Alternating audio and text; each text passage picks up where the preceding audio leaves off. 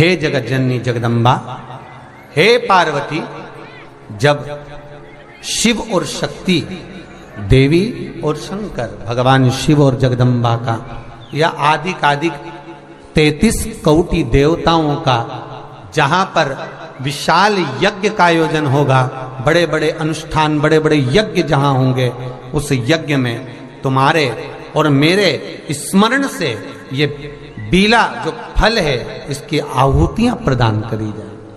और साहुति को भी आप समझ लीजिएगा महाराज,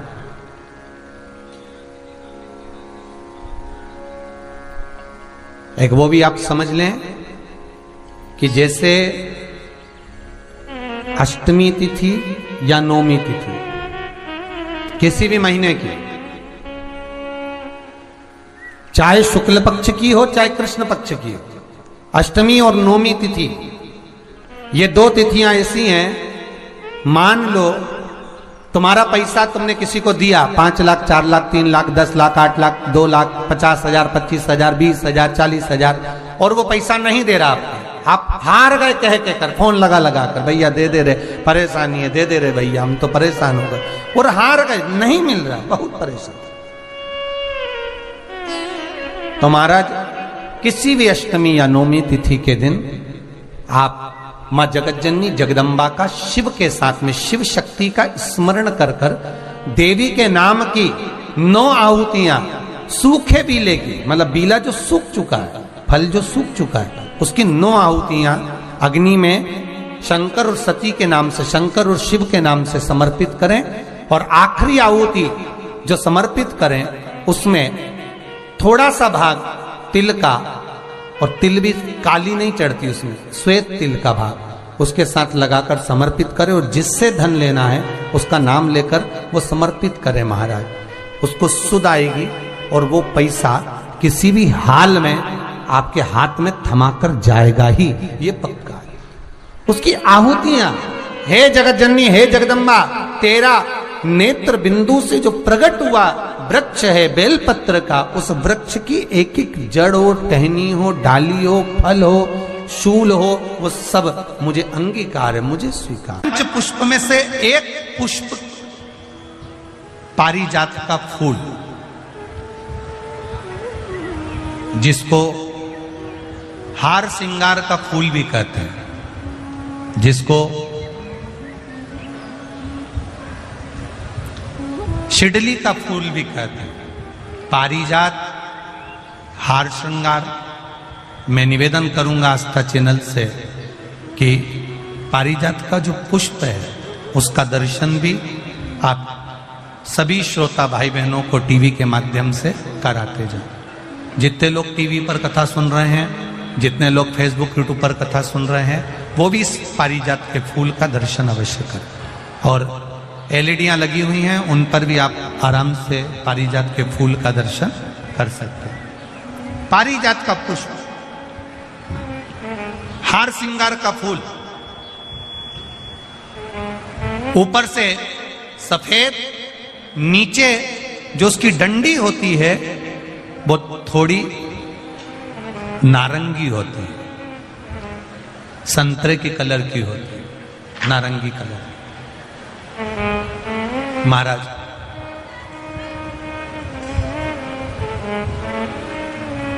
रात्रि में खिलने वाला ये फूल, रात्रि में जो फूल खिलता है ये पारिजात का, और हार श्रृंगार का जो ये पुष्प है, जिसको हार श्रृंगार भी कहते हैं, पारिजात भी कहते हैं, और कहीं कहीं इसको शिडली का पुष्प भी कहते हैं। ऊपर से सफेद होता है, नीचे उसकी जो डंडी होती है वो नारंगी कलर की होती है। शिव कथा कर रही है, शिव महापुराण का चरित्र कर रहा है। जिस समय पर संतान की प्राप्ति नहीं होती या किसी कारणवश, किसी कारण से हमारे यहां वंश की वृद्धि नहीं होती, तब देवाधिदेव महादेव की आराधना पारिजात के फूल से करी जाती है। अब उस पुष्प को चढ़ाने का एक तरीका है। जरा ध्यान दीजिएगा, पंच पुष्प शिव महापुराण की कथा आप लोग सुनने के लिए बैठे हो, बड़ी आस लगा कर बैठे हो, उसको समझिएगा। पारिजात का जो फूल शिव जी को चढ़ता है, भगवान देवादिदेव महादेव को चढ़ता है, जैसे ये शिवलिंग है, मान लो ये शंकर भगवान का शिवलिंग है, ये जलाधारी है, ये जल नीचे गिरने का स्थान। आप लोगों ने पहले कथा सुनी है ना सबने, आपको सबको मालूम होगा। राइट में गणेश जी का स्थान, लेफ्ट में कार्तिकेय का स्थान, बीच में अशोक सुंदरी की जगह। जहां पर यह शिवलिंग रखा है वो माता पार्वती जी का हस्त कमल, शिवलिंग के रूप में, शंकर भगवान के रूप में यह शिवलिंग है। ऊपर से जो एक एक बूंद जलाधारी नीचे गिरती है वो शंकर भगवान की 5 लड़कियां, जया, विषहरा, शामली बारी, दौतली और देव, ये शंकर जी की 5 बेटियां हैं। वंश वृद्धि के लिए, कार्य सिद्धि के लिए, वैभव प्राप्ति के लिए, या अपने हृदय की सुख समृद्धि के लिए, संतान प्राप्ति के लिए पारिजात हार श्रृंगार के फूल की शिव जी को आराधना होती है। हार श्रृंगार का जो पुष्प होता है, अशोक सुंदरी वाली जगह पर हम पारिजात के पुष्प को समर्पित करते हैं। उसकी डंडी का जो मुख है वो शिवलिंग की ओर होता है जब अपन अशोक सुंदरी पर चढ़ाते हैं, और फूल का मुख इधर होता है। वापिस उसी पारिजात के पुष्प को उठाकर हम माता पार्वती जी के हस्त कमल पर, जो गोल हस्त कमल है, वहां समर्पित करते हैं। उस जगह पर माता पार्वती जी की ओर से जो पुष्प समर्पित किया जाता है, उसकी डंडी पारिजात की हमारी ओर होती है, पुष्प का मुख महादेव की ओर होता है। तीसरी जगह जब हम पारिजात के पुष्प को अशोक सुंदरी पे से उठाकर जगत जननी के हस्त कमल पर रखते हैं, हस्त कमल पे से उठाकर देवादिदेव महादेव के शिवलिंग पर रखते हैं, उस समय पर पारिजात के पुष्प की डंडी शिवलिंग के ऊपर होती है और फूल का मुख अपनी ओर होता है। इस जगह पर पारिजात के पुष्प की डंडी के केसर से ही महादेव को त्रिपुंड लगाया जाता है और महादेव से प्रार्थना करी जाती है। अब पारिजात के फूल का केसर कैसे बनाना है वो भी एक बार आप लोग अच्छे से समझे। जैसे मान लो अभी पारिजात का तो फूल यहां पर नहीं है, पर आप टीवी पर दर्शन कर रहे होंगे। पारिजात पुष्प की जो पीछे की डंडी होती है, फूल सफेद और पीछे जो डंडी होती है नारंगी कलर की, केसरिया कलर की, उसको तोड़ लिया जाता है। तोड़कर ऐसी 25-50 फूल की पीछे की डंडी को तोड़कर उसको रख दिया जाता है। उसको धूप में नहीं सुखाते, केवल घर में उसको एक कटोरी में या थाली में रख दो, वो धीरे धीरे सूख जाएगा। सूखने के बाद उसको पीस लो, पीसकर उसका चंदन तैयार हो जाएगा पारिजात फूल की उस डंडी का। और जिस समय वंश के लिए, सिद्धि के लिए, कार्य सिद्धि के लिए या वैभव प्राप्ति के लिए हम पारिजात का पुष्प देवादिदेव महादेव को समर्पित करते हैं, उस समय इसी को पानी में घोलकर देवादिदेव महादेव को जब आप लगाएंगे तो जैसे केसर घुलती है, केसर का जैसे कलर होता है, केसर जैसी सुगंध करती है, वैसे की वैसे ही ये पारिजात की जो डंडी आप लोगों ने सुखाई है, वही डंडी का जो चंदन बनाया है, शिव जी को लेपन करा है, उस समय पर अपने हृदय की बात आपने जो देवादिदेव महादेव को कही है, बस वही सुगंध हमारे जीवन में आना प्रारंभ हो जाती है। वो पारिजात हार श्रृंगार श्रंभेश्वर महादेव जो नाम है,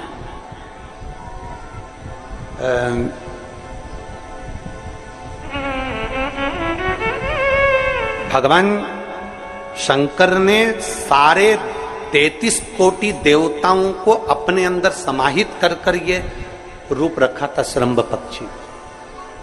33 कोटि मान लो आपके ग्रह अनुकूल नहीं चल रहे हो, कोई कह दे कि मंगल बेकार है, कोई कहे शनि बेकार है, कोई कहे रवि बेकार है, कोई कहे बुध बेकार है, कोई के गुरु बेकार है, कोई के शनि बेकार, कोई के ये बेकार, कोई के तुम्हारा ग्रह बेकार चल रहा है, तुम्हारी किस्मत बेकार चल रही है, तुम्हारा भाग्य बेकार चल रहा है।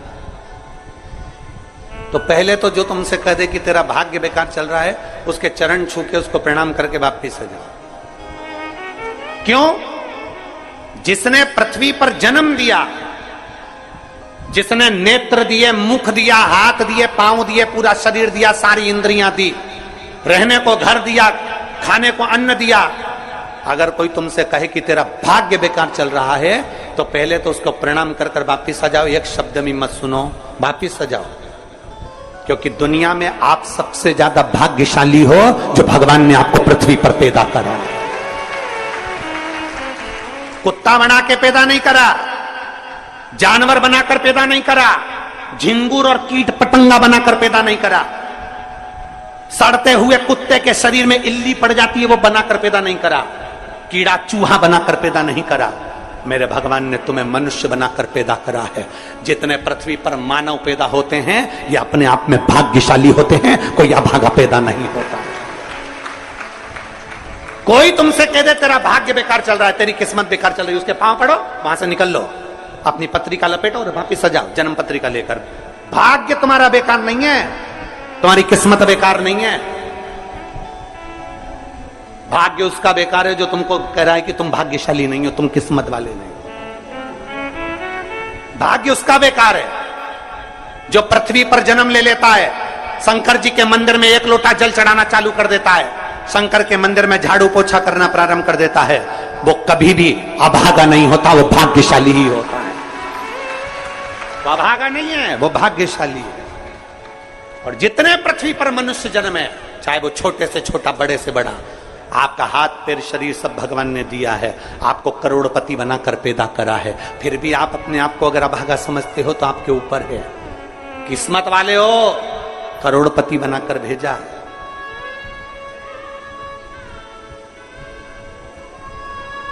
कुत्ता 1000, 10,000, 20,000, 25,000, 50,000 में बिकता है। तुम्हें तो भगवान ने 2-2 किडनी दिए, अभी बेचिए 20-20 लाख में, यूं बिक जाएगी। भगवान ने नेत्र दिए 50-50 लाख में, अभी बिक जाए 5 लाख में। एक एक शरीर भगवान ने कीमत वाला बनाकर भेजा है।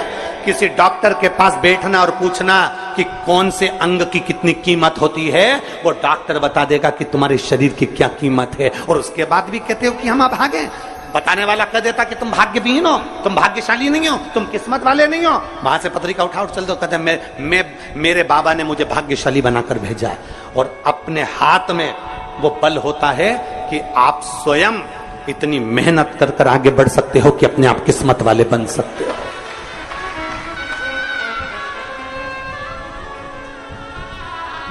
अपने आप। और हम तो बाबा चलते हैं। आप स्वयं भाग्यशाली हैं, आप स्वयं किस्मत वाले हैं। कोई कैसे कहते तुमको कि तुम अभागे हो? ना ना, हमारे बराबर भाग्य नहीं है किसी का।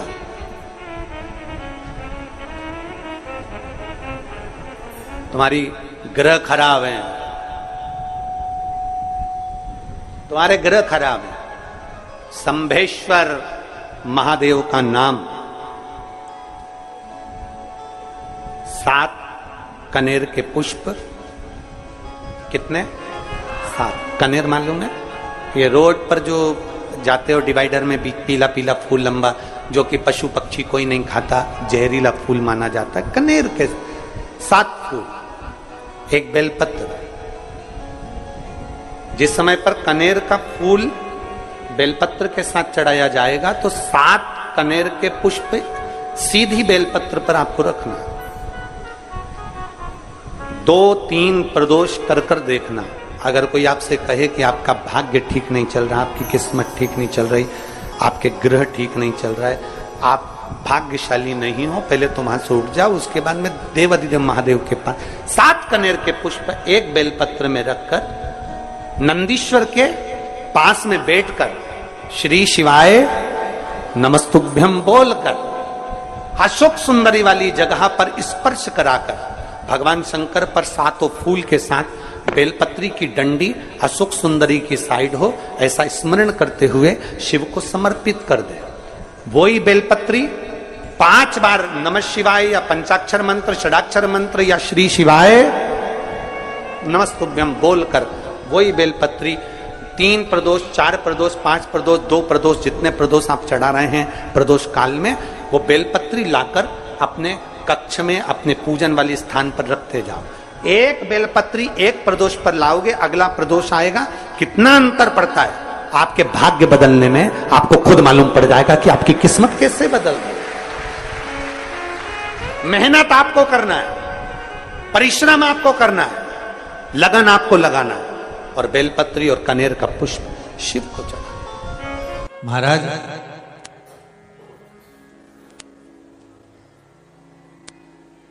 गुलाब का फूल कांटों के साथ रहता है, बोलो सही है कि गलत है? आवाज नहीं आ रही जरा दम के तो बोलो सही है। गुलाब का फूल कांटों के साथ रहता है। कांटे गुलाब के फूल के ऊपर होते हैं कि नीचे होते हैं? अरे जम के तो बोलो जरा, नीचे।